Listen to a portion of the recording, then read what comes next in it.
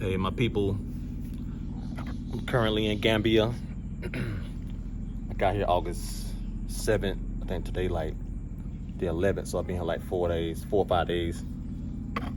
Yeah, it's definitely a vibe so far. I've been to the club, went to the little mall. They got like a smaller shopping mall.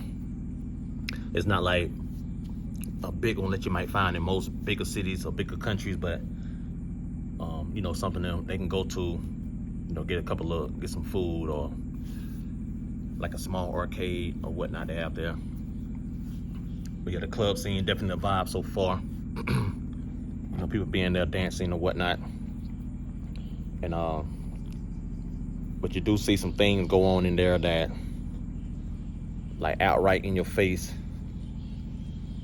dealing with prostitution. But you know, each his own. But that'll shock you in that little strip called Gambia. That's where all the action goes on. You know, that's when people can basically kind of like do what they want for us, like the dressing and things like that. Outside of that, people dress more like civil.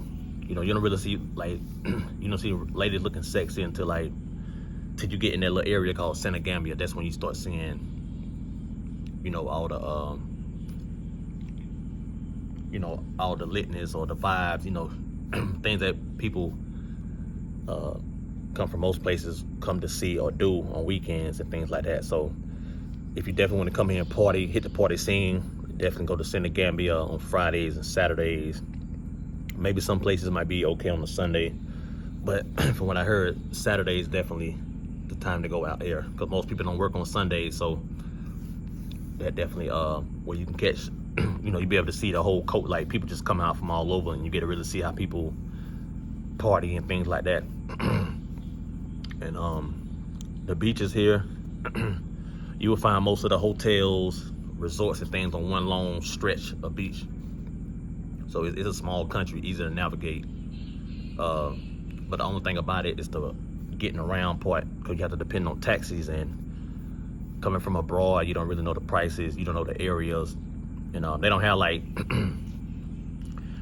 street names and things like that. They have like what they call conjunctions, something we might call like alley. Like every street almost got a conjunction. So to us it'd be confusing because we'd be like, you know, we can't say we on such avenue or such street or road.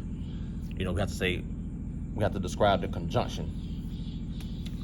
So getting around is kind of like, and then you got to worry about the prices. You know, they'll try to take advantage of a local as well. So you can imagine what they would try to do to you coming from abroad as a foreigner, so to speak.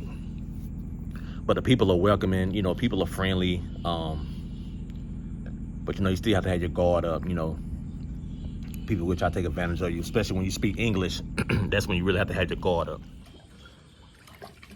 And also, I want to say that over here, the beaches doesn't have a time limit like in the States. Like over here, you can be at the beach like 5, 6 in the morning if you want to. You know, listen to music, whatever you're doing. There's no curfew like in the States where, you know, you can't be on the beach at a certain time, and you know somebody might run you off. You know, and so that's a good thing about Africa is that, you know, you feel free, you feel freedom. You don't feel like everything is just policed and serious. You feel me? And like noise complaint, people don't complain about noise. You know, I mean, you know, you still show people respect, but noise ordinance is not, it's not like a thing here. You know, you're not getting a fine or charged for a noise ordinance. And so yeah, it's just a big difference once you come to Africa. You begin to see how the world was before it got the way it is in America. You know, before all the laws came in, because people don't realize that the more developed a country becomes, to an extent, you know, the more developed it becomes, the more the government can start intervening in your personal life. But only in America does it goes on. Maybe Europe countries as well. Because like one thing about Africa, they will protest if they feel like the government invading certain things. So that's one thing, you know, moving to a country where people will protest over their rights, you know, that's where you want to be at. Because they're not going to let the government just control them. Like like you can feel the power of the people in the Gambia. So yeah, you just have to be on guard, you know, especially when you're doing like business or catching a ride. You know, all over Africa, you have to do what they call negotiate.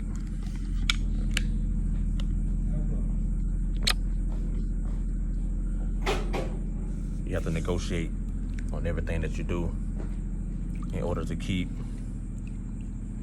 the prices down and things like that. They say to take 20% off of whatever price they give you. You know, try to knock 20% of it off. So yeah, I'm just out here at the pool at night, cooling off. It is humid. It's not like in America, the part where I'm from, we in the summer months. So the humidity can have you sweating even indoors. So I always have my ceiling fan on, or you know, something to keep a little breeze going through the house. But it's definitely a nice country to move to. You know, very small, very predictable. You know, people are welcoming and embracing. You know, I threw a pool party here Sunday night, so that was like something I never done before in the States. And that's one thing I would say about over here as well. You know, across Africa, is that people, you can actually do things here that you probably couldn't normally do in the States, because you know, people are not as friendly. People are not as inviting. People don't support, you know, things like that. So here you can do whatever kind of business idea you might have had, what might have kind of social things you want to do. You can do that here in the Gambia, and people will support, you know. So that's one thing that blew my mind. And so yeah, definitely check out my videos. You can see some of the pool party clips in the Gambia. And so yeah, I probably do this once a year. Whenever I come back in the summer, or you know, I plan to move here, so once I get a house, get my own pool built, then I can definitely do more and more parties, you know, throughout the summer. Their rainy season is their summer, so that's when most people like to get out and do things. So yeah, dealing with land prices, the prices are going up, but you can get a good house for like $45,000 up to $100,000, you know, depending on what level you want to get it on. So if you want to invest in the Gambia, maybe you're looking toward the Gambia to invest, you know, definitely have at least 50 to 60,000, you know, 80,000 to invest. And also, I was taught that to make sure you check the lease, make sure it's not a 99-year lease, you know, to see what kind of lease you might have, because you can have like an outright lease where you can buy the land outright, or it could have like a 99-year lease on it as well. So that's something you want to check into as well, to make sure, you know, you're getting what you really want. And so on down the line, you don't have to be complaining, and then you're gonna be, you know, you'll be heavily invested into it so deeply to where you can't pull out. Now you just got to take it or lose your whole investment. So always do your due diligence before investing in anything. So yeah, I'm here for 3 weeks. Just a little video I'm putting together to put out there, and definitely more footage to come. When I first got here, I rested for like 2 days. So yeah, I'm getting out there. But yeah, y'all stay tuned. All right, peace.